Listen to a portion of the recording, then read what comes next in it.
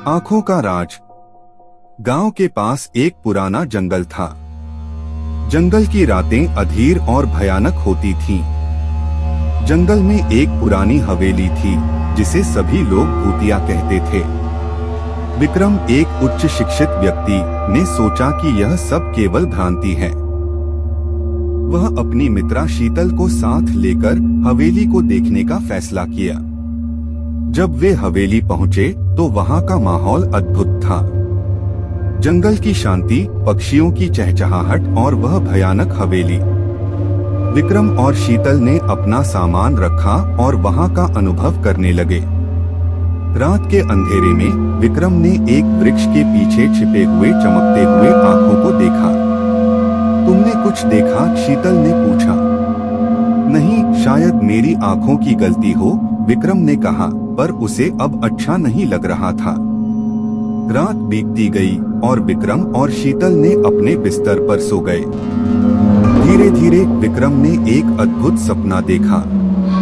एक रात का माहौल, हवेली की भूखी दीवारें और उसी जंगल में आंखों की आवाजें। उसने अपनी आंख खोली और देखा कि वह एक अजीब सी प्रकृति के कुएं के पास खड़ा है।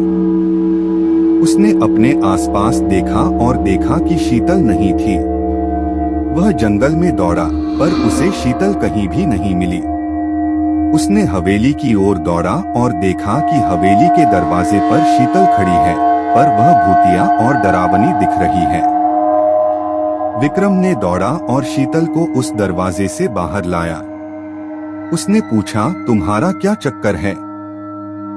शीतल ने उत्तर दिया, मैंने भी वही सपना देखा था, लेकिन मैं वहां खड़ी थी जब तुम आ रहे थे। विक्रम की आंखों में आंसू थे। हमें यहाँ से निकलना चाहिए।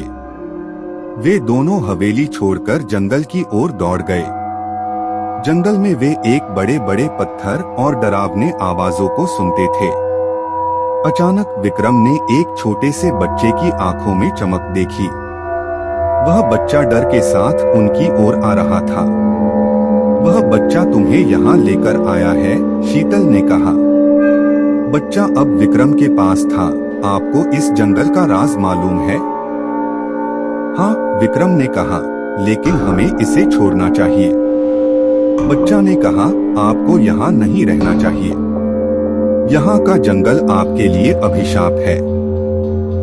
विक्रम और शीतल ने जंगल छोड़ दिया, पर उनका अनुभव और वह बच्चा कभी भूला नहीं सकते थे। वे जानते थे कि जंगल के आंखें कुछ भी देख सकती हैं।